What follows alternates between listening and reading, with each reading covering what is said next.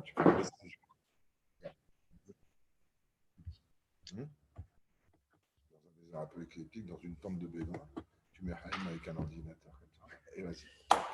Et tu commences à prendre le rush. Bon, où est-ce allez, premier départ. non. Non, comme ça, avec le chapeau et tout, dans la tente du bédouin. Et je vais vous annoncer des temps apocalyptiques. Et là, le film il commence. Terminator, il sort. Et les chameaux. Hein? Les chameaux. Des chameaux bioniques. Voilà, je vous propose donc de commencer tout de suite. Chameaux bioniques. C'est pour ceux qui ont des livres, c'est la 4e sira de Balak, dans le Likutei Sichot Yutret. 300 pages 319. En tout cas, il n'y a pas de texte, hein, Chaim. Ben si, il est sur mon écran. Il n'est pas sur les écrans. Bon. Ouais, moi, je suis. C'est bizarre l'écran. On voit un écran avec les titres. Ouais. Il y a tous les dossiers. Le bureau, Écran d'ordinateur. la bibliothèque de tous les cours. Ouais. Tu peux double-cliquer sur le truc. Double-clic sur le.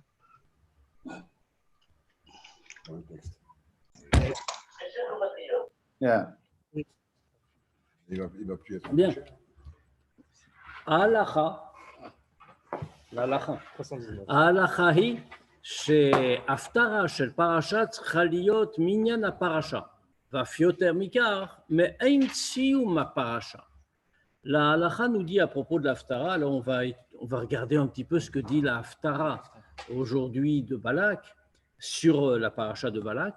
Et puis, bien entendu, la question qu'on va se poser immédiatement, c'est mais quel est le rapport entre la Haftara et la paracha? Alors, il y a une halakha qui nous dit que la Haftara doit toujours correspondre au sujet de la paracha. Et même encore plus que ça, elle doit rappeler la fin de la paracha. Vekar Gambaro, et c'est aussi très clair l'Ichora, de cette façon-là, cherche ben parashat Balak, les ben Haftarata. Et donc, dans notre cas, cette semaine, on voit très bien le lien qu'il y a entre la paracha de Balak et la Haftara. Haftara mesupar al divra kadosh baruch hu l'Israël. Dans la Haftara, de quoi nous parle-t-on? On nous parle de ce que dit Dieu au peuple juif. Amiz, Chorna, Mayatz, Balak, Melech Moav. A priori, le rapport est évident. Dans l'Haftara, on va lire Dieu dit, mon peuple, souviens-toi ce que a voulu faire Balak, le roi de Moab. Uma naoto Bilam ben Beor minashitim, et ce que lui a répondu Bilam ben Beor.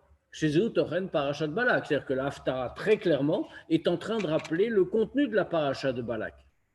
Aval Mouvan, mais on comprend. Bemiuchad l'effet ayadoua, chez Milchatrila, Ba'aftara, Bemakom, Kol, Kriya, Batora, Beshabbat, Veyom Tov.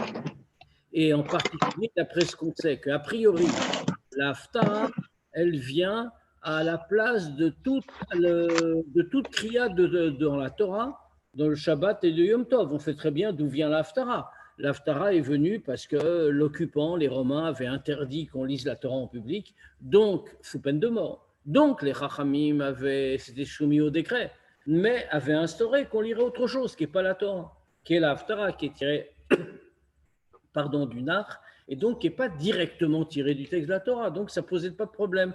Mais bien sûr, ils ont choisi des textes qui rappelaient le même thème. Donc on voit, chaque Esher ben Haftara les paracha inena bepasuk echad bilvad. Donc on comprend que le lien doit être fort puisque c'est fait pour remplacer la paracha. Donc le rapport ne peut pas se limiter à un verset, un seul pasuk. Et là betochen aklali, mais il doit correspondre à l'ensemble du contenu. Pour les faits ayadoua, comme c'est connu. Chez Torno, chez le Kol Inyan Nirmos Bereshito, que le contenu de tout sujet, on le trouve en allusion dans son début. Donc, Mouvan shesh kesher ben atralata haftara, on comprend de là qu'il doit y avoir un lien entre le début de l'haftara, c'est-à-dire Vaya sherit Yaakov be kerev Amim Rabim, que le reste de Yaakov s'est trouvé parmi de très nombreux peuples, Asher lo yikave leish velo yachel livna adam, qu'on ne va pas faire confiance à un homme et on ne va rien souhaiter au des hommes, les ben, sauf Parashat Balak. On est obligé donc de dire que le début de l'Haftara, qui a priori, pour le coup, ne parle ni de Bilam ni de Balak, c'est un passage qui semble très général, doit avoir donc un lien avec la fin de l'Haftara, en particulier, à la fin de la paracha de Balak, en particulier. L'Haftara, Medouba, al Trilat Hageoula. Dans la Haftara, on nous parle du début de la Géoula. Klomar, lo alat kufa shel Mashiach Vadaï, c'est-à-dire qu'on ne nous parle pas de la période appelée Mashiach Vadaï, qu'on fait qu'il y a deux périodes dans la vie de Mashiach.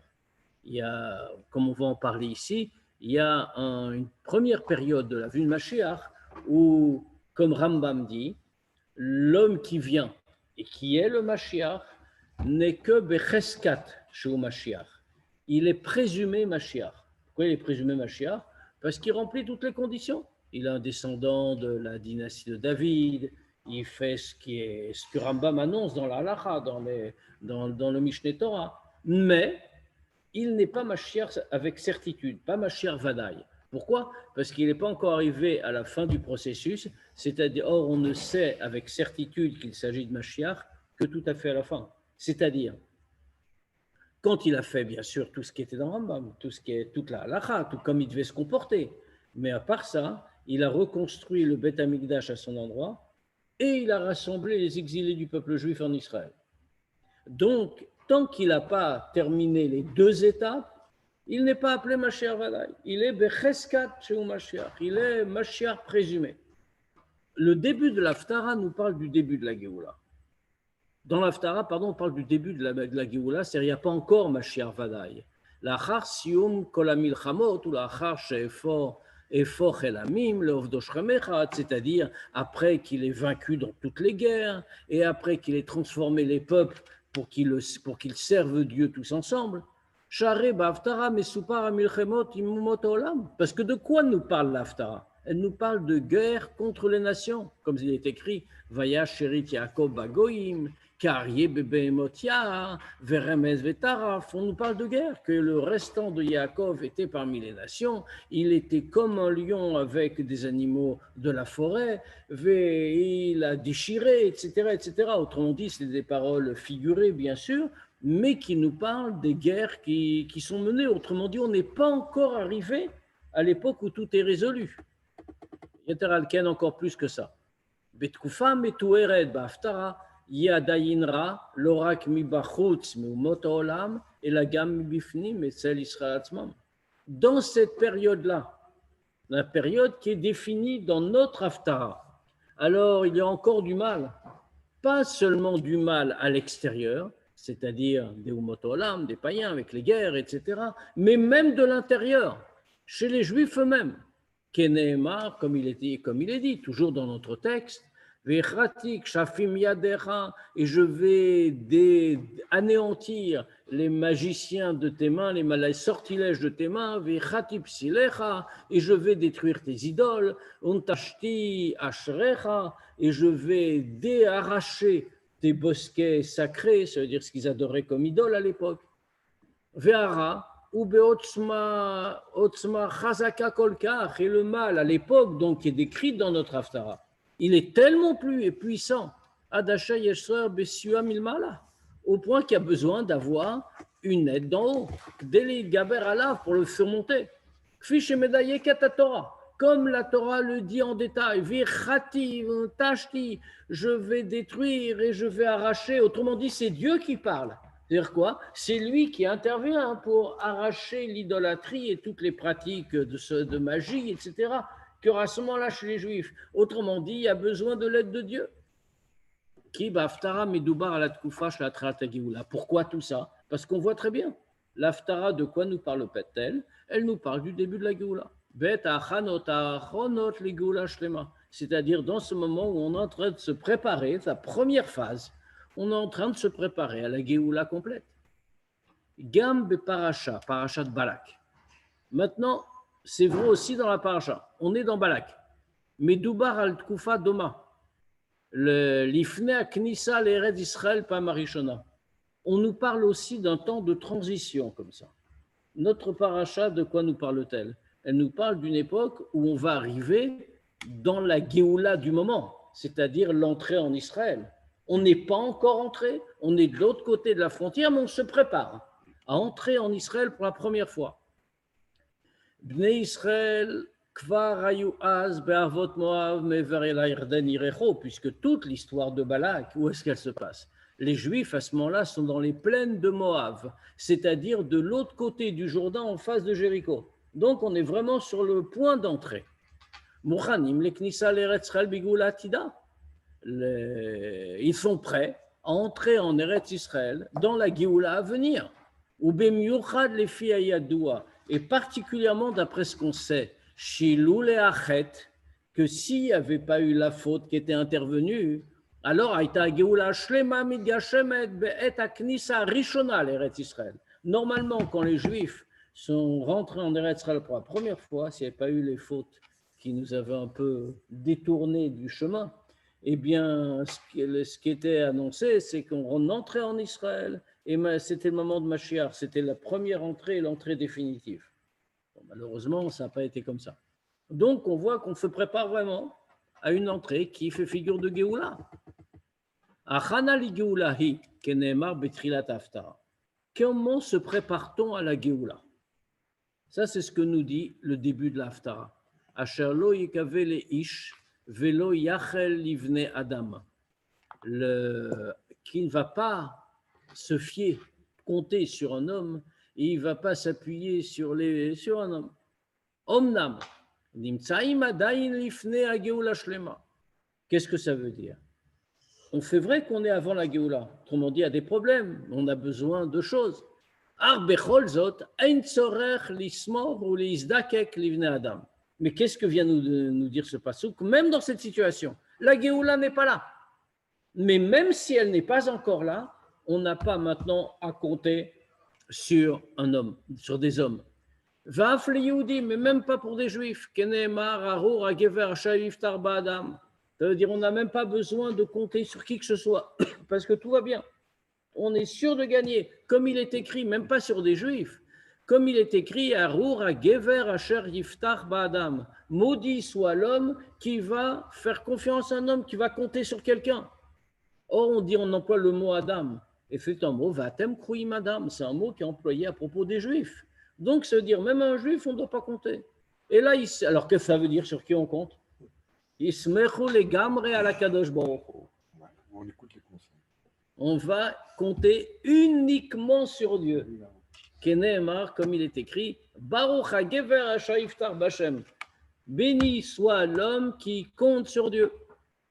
Mais pas c'est. Medouba al tkufat trilat hageoula. Dans ce passouk-là, de quoi on parle? On parle de la période de la période de début de la Géoula. Ou Mouvan. Et donc, on comprend. On comprend. Chez Bemilim, lo yikave les ish, qu'avec ces mots-là, qu'on ne va pas faire confiance, mettre sa confiance dans un homme. Eina kavana lishlol rakitna agut asura, chez menugedet la Torah. On ne veut pas simplement ni renier un comportement interdit qui est opposé à la Torah, c'est-à-dire qu'on compte sur quelqu'un au lieu de compter sur Dieu. Chez Aléa Nehemar, que faire une telle conduite, ne pas compter sur Dieu, mais compter sur des hommes, la Torah dit clairement Arur hagever shayiftar ba'adam. Maudit soit l'homme qui compte sur un autre homme. Et la gam itnaagut shel yekave leish sheyesh la basis batorah. Vacher gam hilotias. Mais on va plus loin. Même un comportement comme yekave leish, qu'on va espérer dans un homme, que ça, c'est pas interdit vraiment. Au contraire, on peut lui trouver une base dans la Torah. Même ça, nous dit-on, dans une telle période, on ne doit pas l'avoir. On va expliquer. Nehemar, il est dit, et Dieu te bénira dans tout ce que tu feras. Umusbar besifre, et c'est expliqué dans le sifre, Yachol yoshev ou batel. Alors c'est possible que quelqu'un va se dire, puisque de toute façon c'est Dieu qui va bénir dans tout ce que tu feras, hein, tu n'as besoin de rien, tu as la bénédiction de Dieu, tu vas rester tranquille à la maison, tu ne vas rien faire, et Dieu va faire. Talmud Lomar, la Torah vient nous dire, attention, Bechol asher ta'aseh, c'est Uvracha Hashem Elokecha, Dieu va te bénir, d'accord, c'est entre ses mains, mais Bechol asher ta'aseh dans tout ce que tu feras. Keloma, c'est-à-dire, les fiat Torah, tzarech la'achin keli lederech hateva. La Torah nous dit qu'il faut préparer un keli, il faut préparer une manière de recevoir la bracha de Dieu, un keli naturel. Ve'ein somchim alanes, et on ne compte pas sur un miracle. Ve'kevan shebederech hateva, niskakim leish. Or, si on raisonne de façon naturelle, on a besoin d'un ish, on a besoin d'un homme, de quelqu'un avec qui travailler. Et même si c'est une activité professionnelle pour recevoir la bracha de Dieu, on a besoin de quelqu'un d'autre. On a besoin d'un ish, et même, on a besoin pas seulement d'un juif d'ailleurs, on a besoin aussi d'un non-juif. Pourquoi? Parce qu'on va travailler avec lui aussi. On a besoin de travailler avec des gens. Donc, on voit qu'on a besoin des autres. Même si on doit s'appuyer que sur Dieu, on doit compter que sur lui, et c'est lui qui va tout faire. Mais dans notre travail, on voit bien qu'on a aussi besoin des autres êtres humains. Donc on voit que même dans la Torah, on a prévu cette situation-là de Yekaveleish, qu'on doit s'appuyer sur d'autres hommes.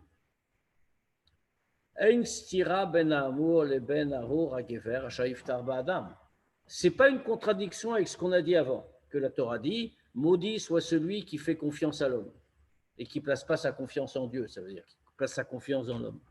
Ki kasher mechinim kli tivi, ein botrim ala teva mitzadatzmo, yekaveleish. Parce qu'en vérité, quand on prépare un réceptacle naturel pour la bénédiction de Dieu, c'est-à-dire qu'on va travailler, avec un autre, et donc on pourrait dire peut-être c'est contradictoire, je pense que c'est Dieu qui va tout faire. On dit non, parce que quand on prépare un réceptacle dans la nature, alors dans ce cas-là, qu'est-ce qu'on est en train de faire? Ce n'est pas qu'on se fie à la nature par elle-même, c'est-à-dire qu'on dit c'est la nature qui va tout faire, on n'a besoin de rien d'autre. Et la botrim bakadosh borou, en vérité, c'est pareil, on fait confiance à Dieu. On est conscient que c'est Dieu qui va donner la bracha, que c'est Dieu qui va donner tous les bienfaits. Mais Dieu va se servir du kéli, du réceptacle que nous, on a préparé dans la nature. Donc, ce n'est pas contradictoire avec l'idée ne compte pas sur la nature, ne compte pas sur les hommes, compte que sur Dieu. On compte que sur Dieu. Mais, comptant sur Dieu, on sait qu'on a préparé un kéli que Dieu va utiliser. Zéo achidouche betkufat hageoula. L'expression, c'est pour ça qu'on donne une expression sévère comme ça. Exactement. Ça veut dire attention. Exactement. C'est-à-dire, ne te trompe pas. C'est ça. Ne crois pas que c'est la nature qui fait et que tu vas faire confiance à aux lois de la nature, à la nature. C'est Dieu qui fait. Mais toi, tu dois préparer ton kéli et ce n'est pas contradictoire, en sachant que c'est Dieu qui fera, bien sûr. Zéo achidouche shebekufat hageoula. Ça, c'est toute la nouveauté du temps de la Géoula. Aziye ketal me'et Hashem. She'ein ba leolam al yedei adam. Ça sera tout ce qui nous arrivera. Ce sera comme la rosée qui vient de Dieu. Que comme on sait, la rosée qui vient de Dieu, she'ein ba leolam al yedei adam. La rosée ne vient jamais par l'effort de l'homme. Ça ne dépend pas de lui. Velo yivakshu bnei adam alav. Et la même chose, on ne la demande jamais. Contrairement à la pluie. La pluie, on demande la pluie. Point que on demande à Alfila. Et si jamais il n'y a pas de pluie, il y a même des halachot sur ça. On peut faire des jeûnes, on peut demander à Dieu. C'est-à-dire que la pluie dépend de notre mérite. C'est Dieu qui donne, mais c'est nous qui devons la faire descendre. En revanche, la rosée, ça vient tout seul. Ça dépend de rien du tout. C'est Dieu qui donne directement. Il n'a pas besoin de nous et on n'y fait rien. Car lo yikave Israël ezratish kim lachem. De la même manière que pour la rosée, on n'a besoin de rien. C'est Dieu qui donne seul. Alors, dans ce cas-là, de la même façon, eh bien, un juif n'a pas à attendre de l'aide de qui que ce soit. L'aide qu'il a, c'est uniquement celle de Dieu. Bedome lekar musbar betot arsidut. Apasuk tov lachasod b'Hashem itoar ba'adam. Dans le même sens. On s'est expliqué dans Chassidut, on explique dans le pasuk, dans la Chassidut, pardon, le pasuk Tov lachasod b'Hashem, c'est mieux de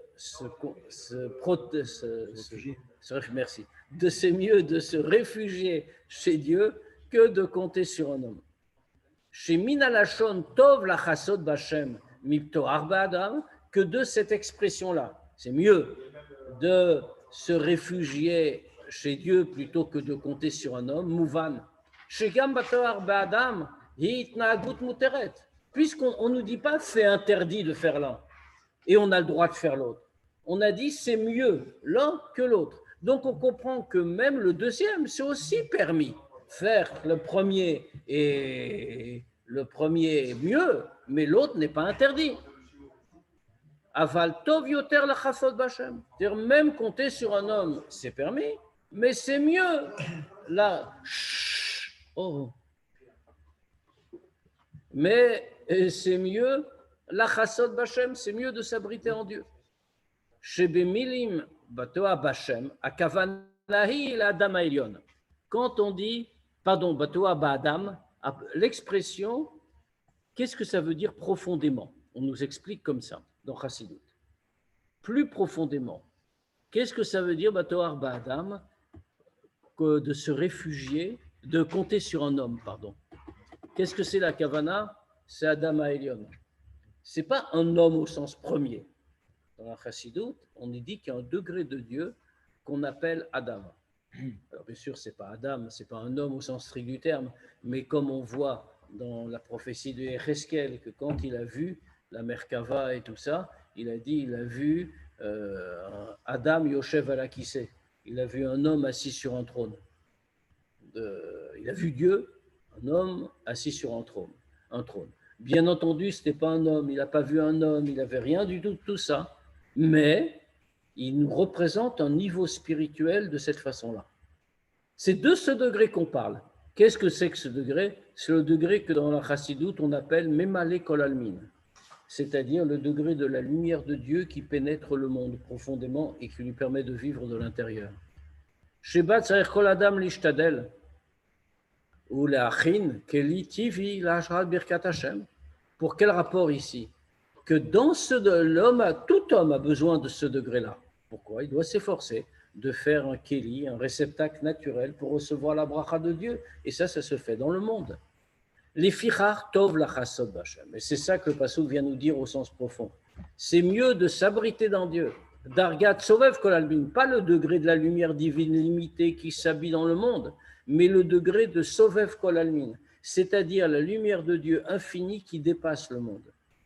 Chez Mitzad Dargazo, à ce degré-là, de la lumière infinie de Dieu, qui ne s'habille pas dans le monde tellement elle est infinie et au-delà de toute limite, on n'a pas besoin de faire un effort dans la nature. Et là, c'est à ce degré-là, c'est comme on a dit à propos de la rosée. C'est lui, c'est Dieu qui te nourrit, sans demande de notre part. Akadosh Baruch Hu mechin gan metakeli, c'est Dieu qui fait lui-même le réceptacle. On n'a besoin de rien fournir. Donc le pasuk nous dit, fait comme ça. Il y a un degré qui fera le degré de la Géoula en réalité. Il y a un degré où Dieu donne tout, y compris le keli pour recevoir la bracha. Amatara bekar enena bitu la teva. Le but de tout ça, ce n'est pas de faire disparaître la nature et ses règles. Et là, la éper, c'est le contraire. Biro ateva va'alato adasheyi galo il ein kol, c'est raffiner la nature et l'élever à tel point qu'il va apparaître aux yeux de tous, chez Gam Teva Meuchadim Akadosh Baruch Hu, qu'il va être clair et visible par tout le monde, que la nature elle-même est unie avec Dieu, que ce n'est pas un truc où il y a des règles, où on n'y peut rien, et c'est comme ça que ça fonctionne. Mais c'est uni à Dieu, c'est la même chose. Mikach Muvan Binyanenu. Comme ça, on comprend à notre sujet. Shebe lo yikave le ish, que quand on dit lo yikave le ish, il ne faut pas se fier à un homme. Eina kavana le bitul ezrat aish. C'est dans le même sens. On ne veut pas dire par là qu'on doit enlever toute aide d'un homme. Et là, mais comme on a dit à l'instant, la nature elle-même, l'aide de l'homme, ce qui revient à la nature, eh bien tout cela, c'est totalement uni avec Dieu. Ça doit être comme ça. À tel point que même si c'est dans le monde, dans la nature, qu'on va recevoir de l'aide, mais on ne verra pas ça comme l'aide d'un homme. On verra ça comme l'aide directe de Dieu, puisque tout est uni à Dieu. Comme on a dit, Dieu va te bénir, mais on a rajouté, attention, dans tout ce que tu vas faire. Dans le Bechol Asher Taaseh, ce que tu vas faire, il y a deux façons. Premièrement, Adam Yodea Shateva Eneno Metziut Atzmaim. L'homme sait que la nature n'est pas une entité autonome et indépendante. Et là, Kegarzen Beyad Achotzevbo. Mais qu'est-ce que c'est? C'est comme une hache dans les mains du bûcheron. C'est un outil. Ça ne décide pas tout seul, la nature. Mais on voit, mais pour l'homme lui-même, la nature a une place. Pourquoi elle a une place? Pas parce qu'elle est autonome, indépendante et puissante et qu'il faut faire attention, mais parce que Dieu a ordonné, tu dois faire dans le monde, tu dois faire dans la nature. Donc ça tient une place. Ça veut dire, c'est-à-dire qu'il faut préparer un outil, un intermédiaire, un réceptacle naturel.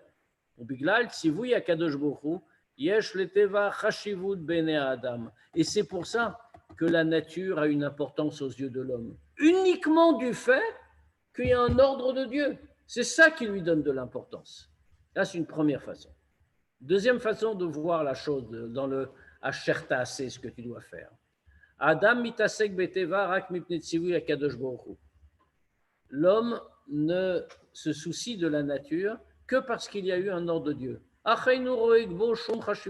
Mais malgré l'ordre de Dieu, il n'y vaut aucun intérêt, aucune importance. Et la rak emtsaï le bitsua ratzon aboré. Comment considère-t-il la nature et sa propre action donc dans la nature? Simplement comme un moyen d'accomplir la volonté de Dieu. Zéou Esber, les divrei Chazal, c'est le sens de ce que nous ont dit les Chachamim. À propos du pasuk, Ve'aya emunat itra, she'emuna ze seder zraim, she'ma'amin bechaye haolamim ve'zorea. Il y aura emunat itra, nous dit en pasuk. Il y aura la foi dans ton temps, de ton temps. Qu'est-ce que c'est cette foi? De quelle emuna on parle? Les Chachamim nous disent emuna ze seder zraim. La emuna, la foi dont on parle ici, c'est le calendrier agricole. Que quoi? Shema'amin bechaye olamim vezorea. Et les Chachamim nous disent, il croit dans le Créateur du monde et il sème. C'est comme ça qu'il peut réussir, nous disent les Chachamim. Alors évidemment, c'est bizarre comme idée. Il doit avoir emuna pour semer. Mais Omnam Tiviu, mais c'est une chose naturelle. Chez Kacher Zorim, que quand on sème, Somea Chazera. Alors c'est inscrit dans la création. On prend des graines, on les sème, et ben ça va pousser. Velo Chashumi ou Azorea, et peu importe qui a semé, Imu Yudim Lav, mais que ce soit un juif, que ce soit pas un juif, que ce soit même un païen, il sème, il fait les semailles. Oh, afilou kacher zera niklat ba'adama me'atzmo, même encore pire que ça, même si personne n'a semé, mais la graine est tombée par hasard dans la terre, eh ben on voit tout de suite, arrêtez ba'adama l'atzmiach, c'est la nature que ça pousse derrière. Et pourtant on nous dit non, il y a Emouna dans l'histoire, il croit dans Dieu et il va ensuite semer. Latéral Ken, encore plus que ça.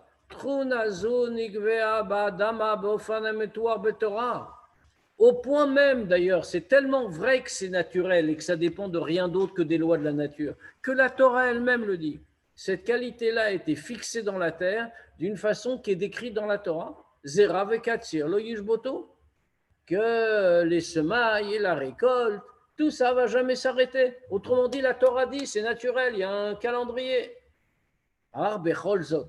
Mais malgré tout ça, ein leteva shum chashivut etzel Yehudi. Pourtant, nous dit dans les Yerushalmi, nous dit le Talmud, que la nature, malgré tout, n'a aucune importance pour un juif. Mais qu'Asher uzorea, et quand il sème, il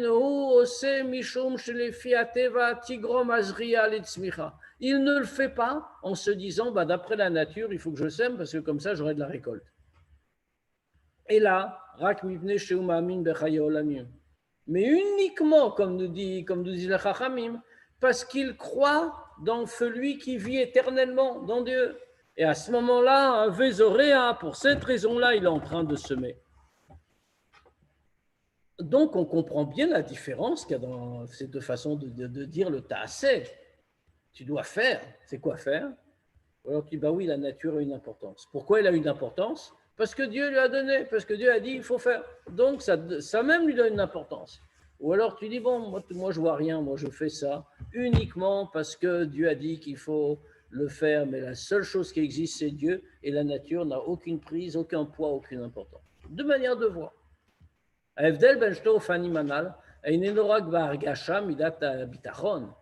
différence entre ces deux approches, c'est pas simplement dans le ressenti du bitachon, de la confiance en Dieu.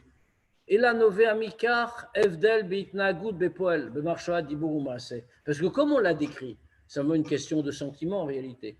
L'un dira j'ai confiance en Dieu, mais quand même la nature a une importance, et l'autre va dire moi je n'ai confiance qu'en Dieu, la nature n'a aucune importance. Alors c'est vrai qu'il y a une grande différence intellectuelle et morale. Le Rabbi dit plus, il dit cette différence est également dans le comportement concret, dans la pensée, la parole et l'action. On va le voir tout de suite. Quand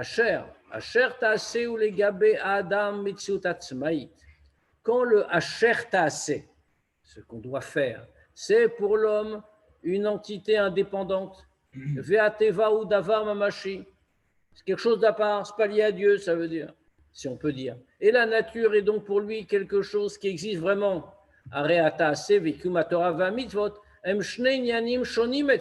Donc dans ce cas-là, chez lui, l'accomplissement de la Torah et des mitzvot et le ta'aseh, ce qu'il doit faire dans le monde, c'est deux choses différentes. Et quand il y a une contradiction entre eux, les dogmas, comme par exemple,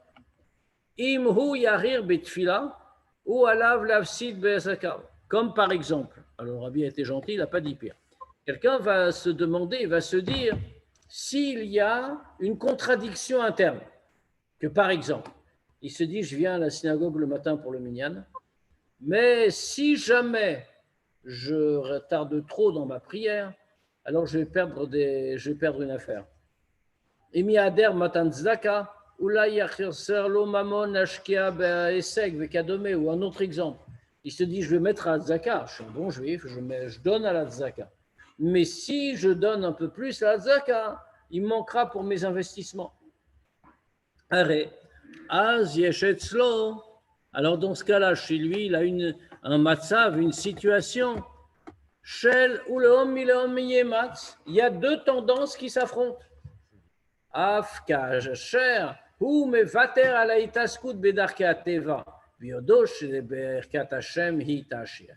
Et même quand il va renoncer à mettre toute sa tête dans les choses naturelles, comme on dit, les choses de la nature, et en sachant que de toute façon, c'est la bracha de Dieu qui l'enrichit. Et que toutes les manières d'agir dans le monde, les manières naturelles, c'est seulement un keli pour la bracha de Dieu. Il accomplit Torah et mitzvot.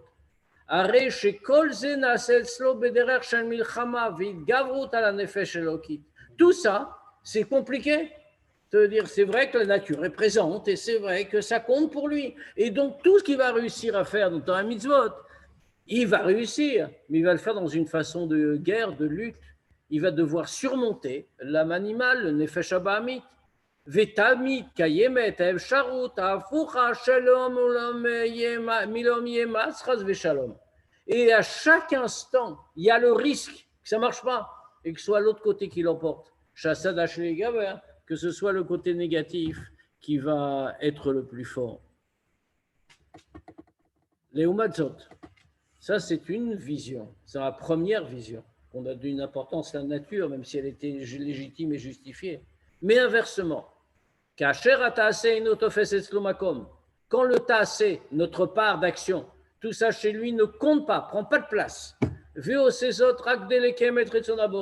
Il ne le fait que parce qu'il accomplit ainsi la volonté de Dieu. Donc tout ce qu'il fait, y compris dans le monde, les choses matérielles, professionnelles, tout ça c'est quoi?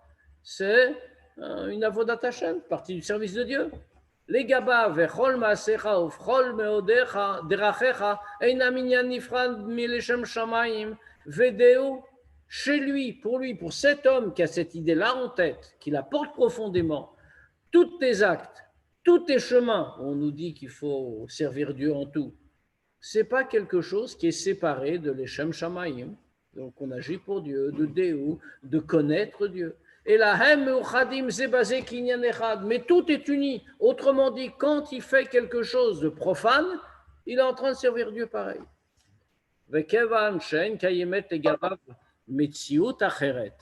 comme chez lui, il n'y a pas une autre existence, il n'y a pas une entité séparée de la volonté de Dieu, Mouvan, on comprend, chez mitzvah achat,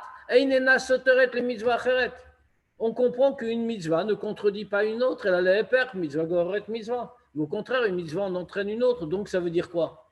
Quand il est à son travail, c'est une mitzvah pour lui, puisque ce n'est pas séparé de Dieu. Donc, quand il est à son travail, et il va pas, quand il fait sa tfila, il ne va pas se dire « Ah non, mon travail va gêner la tfila, je dois me dépêcher. » Ou « Je ne peux pas donner trop de tzaka parce que ça va me manquer dans mes investissements. » Parce que pour lui, comme il voit les choses plus clairement que le précédent, tout est une mitzvah. La zaka, c'est une mitzvah, la tfila, c'est une mitzvah, et son travail aussi, c'est une manière de servir Dieu. Donc, c'est une mitzvah. Donc, aucune mitzvah n'empiète sur une autre.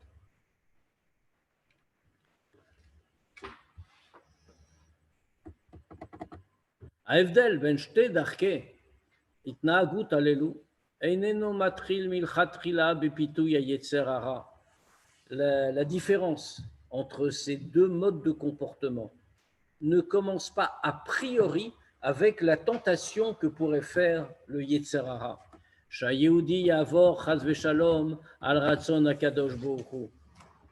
Le Yetzer hara ne vient pas tout de suite comme ça a priori en disant « Toi, tu es juif, tu vas enfreindre la volonté de Dieu. » Pourquoi il ne le fait pas? Parce qu'il sait très bien que le juif ne va pas accepter. Il va l'envoyer promener. Alors, et là, Binyan Shalchut Asara. Comment agit le Yetzer hara? Le Yetzer hara agit sur le fil d'un cheveu. Ayom, Betrila, Maskim, Yetzer hara, Kaviachol, Shata, Sheitaskut, Bdarkateva, Lo, Tistol, Ekumato, Mitzvot. Il commence par aujourd'hui. Au début, le Yetzer hara est d'accord, si on peut dire, que se consacrer aux choses de la nature, à la parnassa, à toutes ces choses-là, à toutes les choses profanes, ça ne va en aucune façon gêner l'accomplissement de Torah Mitzvot. Urak Madgish, il souligne seulement, Torah Miacheset Rashivut Leteva. Le Yetzer hara est toujours déjà là, mais il est simplement en train de prévenir, attention, ne l'oublions pas, la Torah donne de l'importance à la nature, aux lois de la nature. Aval les Maham, ça c'était la première journée, mais le lendemain, Besofo-Shel Davar, à la fin, ou offert et Darkateva Leika. Le Yetzer hara a tellement fait prendre l'habitude de considérer les lois de la nature qu'il va finir par le faire passer pour le principal.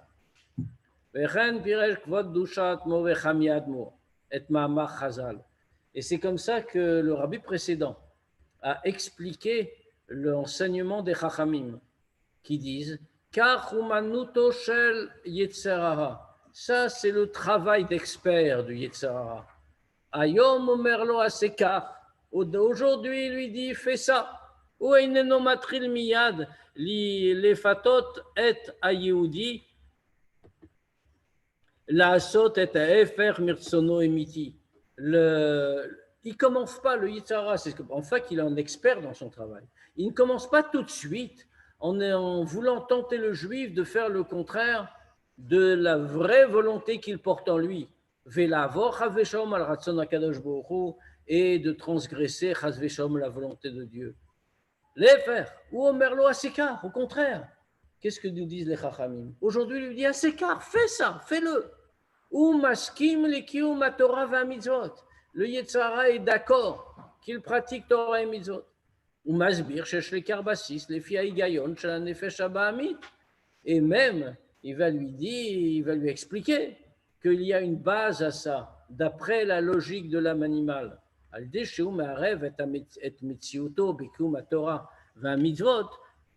Par le fait qu'il va mêler ce qu'il est à Torah et mitzvot. Vous margil et ayudi lekach. Et comme ça, il va habituer le juif à ressentir qu'il faut aussi que son Yetzara soit d'accord. Que comme ça, on va vivre sereinement. Alors malheureusement, à la fin, à force d'accepter de vivre comme ça, avec cette ambiguïté-là en tête, alors on va réussir à la fin à atteindre son objectif. Le Machar Omer, et donc le lendemain, il va lui dire de degré en degré, de chute en chute, jusqu'à ce qu'il finisse par lui dire maintenant tu vas adorer une idole. Les fichach. Et donc, Aderech le idgaber karaoui al tarbulot ayetzar. Quelle est la façon de surmonter tous les tours du Yetzara? Einena aliede avoda shelefitam vedat. Ce n'est pas en agissant par la logique. Qui avoda kazot miacheset rashivut le mitziut tivit. Pourquoi? Parce que une telle avoda, ça veut dire servir Dieu uniquement par la logique. Qu'est-ce que ça entraîne? Ça donne une importance à la nature, comme on a dit. C'est la façon d'être dans le monde. Et Or fait exactement ce que cherche le Yitzhar, nous faire rentrer dans le monde pour nous habituer à sa présence constante et ainsi pouvoir nous séduire et nous entraîner de plus en plus loin. Et là, mais comment peut-on faire? Uniquement par une soumission absolue à la volonté de Dieu. Mesrot Nefesh, avec un don de soi. Les malamitam vedat, plus haut que la logique. Car she'en klal makom le mitziut acheret milvad ratzon hakadosh baruch hu, à tel point qu'il n'y a pas du tout d'autre existence à part la volonté de Dieu.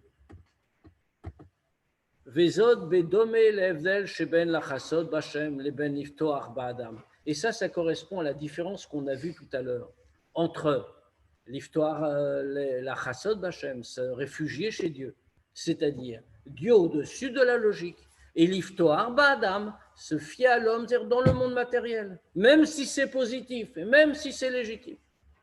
Mitzad dargat botoa ba'adam memale kol almin tzraliot ishtadlut bedarkei hateva.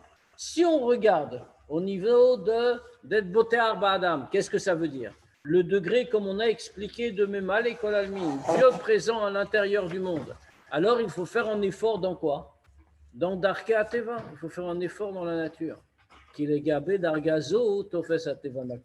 Parce que par rapport à un tel degré, la nature a une place et donc il faut en tenir compte. Mais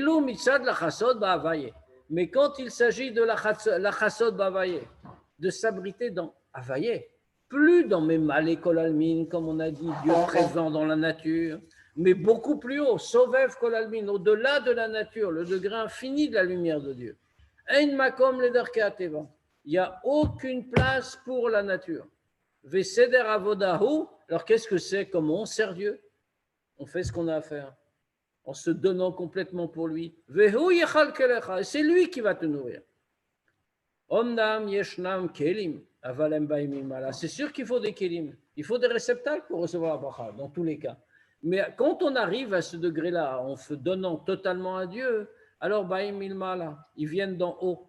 Bedome le Usbar, comme c'est expliqué, chez Gam Kacher Adam Osek Vidrachim Tiviot, que même quand un homme travaille dans une façon naturelle, en obéissant aux lois de la nature, Einem le Gabav Metziut Atzmaït, au meilleur niveau, c'est pas une entité en soi, c'est pas une entité indépendante. Adacher lo yitachen loma chez Yesh Ezratish, à tel point qu'on ne peut même pas dire qu'il y a Ezratish, qui darke ateva meuchadot imakadosh bohu, il n'y a pas une aide extérieure, parce qu'à ce degré-là, toutes les lois naturelles, toutes les façons de la nature sont complètement unies avec Dieu, et en réalité, on voit et on perçoit de manière très claire que c'est Dieu qui agit. C'est pour ça, comme on a dit dans cette Haftara, la préparation à la Géoula, c'est Loïkavele Ish. C'est-à-dire qu'on ne va pas faire confiance, on ne doit pas se fier, comme on a expliqué au sens profond, on ne doit pas se fier à un homme, c'est-à-dire à un degré de nature, même quand c'est un degré de Dieu qui est dans la nature. On doit tout de suite être au-dessus de la nature. Alors à ce moment-là, tous les voilements que la nature impose vont disparaître. Et on verra très clairement, tout de suite, que la nature elle-même est divine. Alors à ce moment-là, ce sera Ketal Me'et Hashem, ce sera comme la rosée qui vient de Dieu. On n'a pas besoin de se fier à un homme, même un degré de Dieu qui apparaît dans le monde. C'est comme vous, c'est au-dessus de toutes les limites et c'est Dieu qui donne toutes les bénédictions sans qu'on ait même besoin de fournir le récipient. Les filles, kol amour les elles. Yuvana kesher sheben haftara le ben sof parshat balak. Une fois qu'on a dit tout ça, on va pouvoir comprendre le lien qu'il y a entre la haftara et la fin de la paracha de Balak.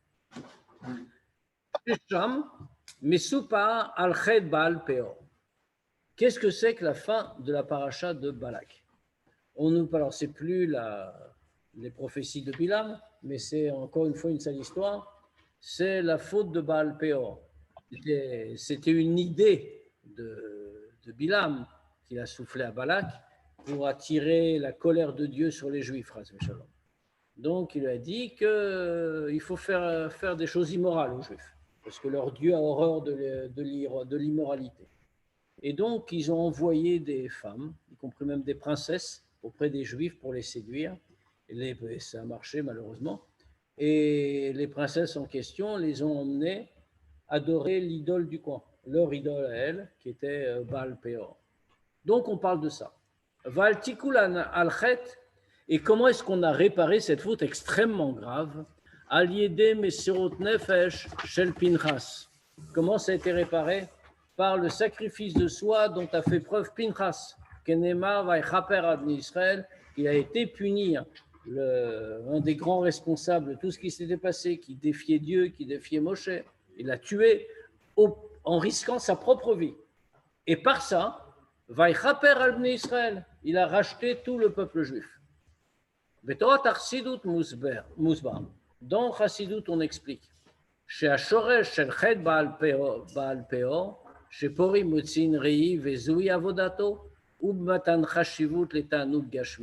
dans Chassidut, on explique profondément qu'est-ce que c'est la source de cette faute de Baal Péor.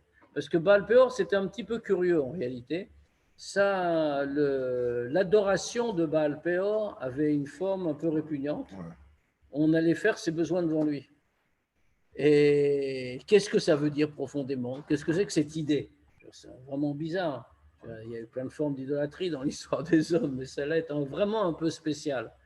Alors, on explique que pourquoi?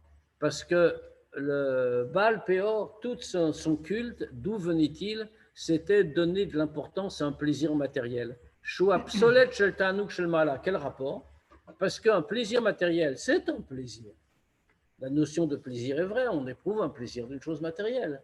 Mais le plaisir matériel n'est que le déchet du plaisir d'en haut. Et alors, pour le culte de Baal Péor, la source, c'était ça. C'était justement de montrer que le plaisir, c'est un déchet. Ketzad, Offrim et apsolet anu gashmi leikar. C'est une question. Comment un déchet, en réalité, c'est-à-dire le plaisir matériel, on peut le transformer en chose essentielle. Donc, ça devient le principal. Davazé nogea mikar shedarka teva nirshavot bene adam. Tout ça, ça vient d'une seule origine. C'est que les choses de nature, c'est considéré, ça a une importance aux yeux de l'homme. Et à cause de ça, au début, il donne l'importance aux choses naturelles. Et puis après, il finit par être complètement plongé dans toutes les choses matérielles, au point d'en tirer un plaisir qui n'est jamais qu'un déchet des plaisirs d'en haut.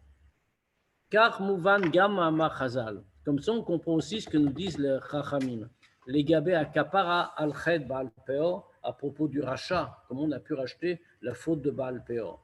Chez Adarshav, Lozaz et Laomed ou Mechaper, Ad Sheyikhu Ametim, que les Chachamim nous disent que jusqu'à présent, la faute existe toujours, la trace spirituelle de la faute de Baal Peor existe encore et elle se rachète. Et elle sera complètement rachetée au moment de la résurrection des morts. Qui a kapara mushlemet shel chedzu irak latid lavo. Parce que le rachat complet de cette faute-là, c'est seulement quand Mashiach va venir. Pourquoi? Parce qu'à ce moment-là, à Teva, Izacher Larlotin, à ce moment-là, la nature sera totalement raffinée. Et chacun verra de manière très claire l'union de la nature avec la divinité. À ce moment-là, il n'y aura plus de risque. On ne pourra plus transformer des choses matérielles en choses essentielles, puisque tout sera de la divinité. Et c'est pour ça que la kapara est venue par le don de soi de Pinchas. Mesirut nefesh, she'alea omeret à Torah atzma, un mesirut nefesh, un don de soi dont la Torah elle-même nous dit, ein morin lo, on ne doit pas l'enseigner. Tellement fait au-dessus du monde que le din était là. L'alacha est que si dans un tel cas, quelqu'un venait demander est-ce que je dois faire comme Pinchas, le Beddin a l'obligation de lui dire non, tu ne dois pas. Parce que c'est quelque chose qui doit venir de plus haut que la réponse logique même de la Torah. Va filou me'al sechel shel gdusha, c'est même au-delà de la logique de la gdusha. Kamor lifneken, comme on a dit, shera kalidei batlut sheme'al ta'am vedat, que c'est seulement par une annulation devant Dieu, plus haute que la raison, plus haute que la logique, seulement comme ça qu'on peut supprimer la séparation, la distinction entre la nature et la divinité qui en réalité ne font qu'un. Bien que la Torah nous dise, Dieu va te bénir dans tout ce que tu feras. Alors, dans ce cas, car Mouvan Akesher chez Ben Aïnyan chez Leel et Ben Aknissa l'Eretz Israël. Maintenant, on va comprendre le lien qu'il y a entre tout ça et le moment où la paracha de Balak se passe, c'est-à-dire l'entrée en Eretz Israël. Chez Besamou Chelea Itrarshu Ameoraot shel Parashat Balak Kamo, que c'est à proximité de l'entrée en Eretz Israël que tous les événements de la paracha de Balak se sont passés. Bamidbar Ayaman, à Naganissit. Dans le désert, il y avait la manne, ça qu'on mangeait, c'est-à-dire le surnaturel était présent.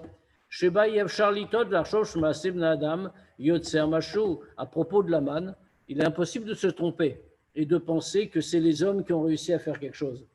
Kenemar, comme il est dit, Velo Edif Amarbe, Vamamit Lo Irsir, que celui qui a voulu prendre beaucoup n'a pas pris plus que les autres, et celui qui voulait prendre un petit peu n'a pas pris moins que les autres. C'est-à-dire l'homme n'y était pour rien. Vaman nitanrak le otoayom, et la manne n'était donnée que pour la journée. C'est-à-dire qu'on ne pouvait même pas prévoir le lendemain. L'homme était complètement exclu du jeu dans ses décisions. Venidrash bitachon gamo b'Hashem yitbarach, on demandait une confiance absolue en Dieu. Dvar yom beyomo, chaque jour, quotidiennement. Leumatzot, mais au contraire. Beknissa l'Eretz Israël itril seder avoda shel Eretz noshavet. Quand les Juifs sont entrés en Israël, a commencé une nouvelle manière de avoda. Eretz noshavet. On s'installe, terre de résidence installée. Et c'est pour ça qu'il faut d'abord mettre en garde, tout de suite, sur Baal Peor. Chez l'Amrod, que bien qu'on doit vivre selon les lois de la nature une fois entré en Israël. Bechol Zot, malgré tout, Loïk Aveleish, on ne doit pas compter sur les choses naturelles. On doit savoir que la nature n'est pas une entité indépendante ou autonome. Vegam Sham, Nidrash Oto Bitachon, Bachem Idbar, Kfishaya Bamidbar. Et même là-bas, on attend de chacun le même bitachon, la même confiance en Dieu que celle qu'il y avait dans le désert. Vizoué Ora, Anilmedet Mikach. Bon, on est un peu plus long que d'habitude, mais on a commencé tard. Donc, et ça, c'est l'enseignement qu'on apprend, les Gabé Ayami Machonim Shagalut. C'est les enseignements qu'on apprend, c'est applicable à propos des derniers jours que nous sommes en train de vivre, les derniers jours de l'exil. Alors qu'on se prépare à entrer en Israël avec Mashiach à notre tête. Omnam,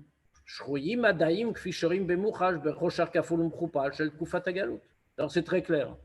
On est complètement plongé, comme on le voit très clairement, dans l'obscurité redoublée de la galoute.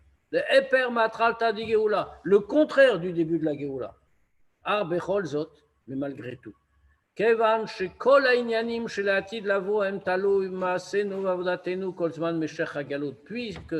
Puisque, comme c'est marqué, tout ce qui va arriver quand Mashiach dépend de tout notre travail aujourd'hui alors que nous sommes encore en galoute. Et en particulier dans notre génération.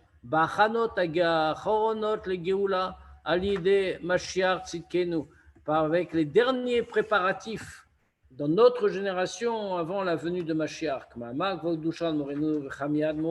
Comme le rabbi précédent l'a dit, chez Mashiach Omed Achar Kotlenu, qu'on est dans un temps où Mashiach est tout proche, que Mashiach se tient derrière notre mur. Veyoter Mikach, et plus encore, il ne se tient pas seulement derrière le mur. Kotle Agalut Kvar Boharim, les murs de la galoute brûlent déjà.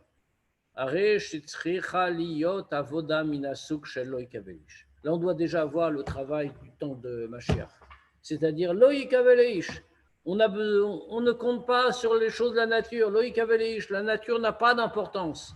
Bavodato shel kol echad ve'echad, dans le service de Dieu de chacun. Shelo leyaches chashivut edarkei ateva. On n'a pas besoin d'accorder la moindre importance aux voies de la nature. Veliftoach rak be'akadosh bohu, et on ne doit compter que sur Dieu, avoir confiance qu'en lui. Valier d'écart, et par ça, nigal kol echad min adagod ve'inyanim amatridim oto. Alors chacun va être libéré de tous les soucis et de tout ce qui le préoccupe.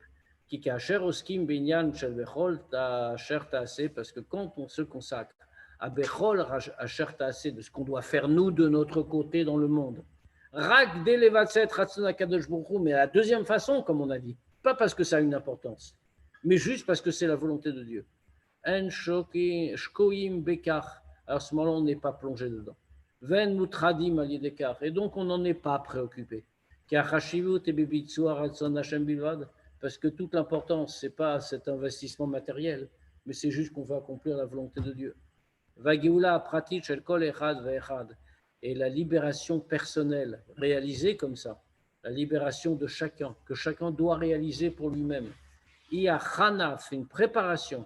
Il fait le Keli, les Géoula Klalit, c'est le récipient, l'outil pour la Géoula générale, à l'idée Mashiach Tzidkenu par Mashiach. Ad leyom shekulo Shabbat umnucha lechaya olamim, jusqu'au jour qui sera entièrement Shabbat et repos pour l'éternité. Voilà, maintenant, même s'il est bien tard, si quelqu'un a une question, on peut quand même la poser. Justement, en venir aux outils. Mais Rav, bonsoir. C'est par le travail des hommes qu'on arrive finalement à la Géoula. Hachem, il vient en finale mettre le point final. Tout à fait. Mais ce travail-là, il faut le faire comme on l'a dit. Pas par la logique et en se demandant qu'est-ce que devient le monde et la nature, mais en allant comme Pinchas avec Messirut Nefesh. D'accord, merci. Bien, bon, on souhaite Shabbat Shalom. et des bonnes nouvelles à tout le monde. Shalom. C'est Shabbat Shalom. Shalom.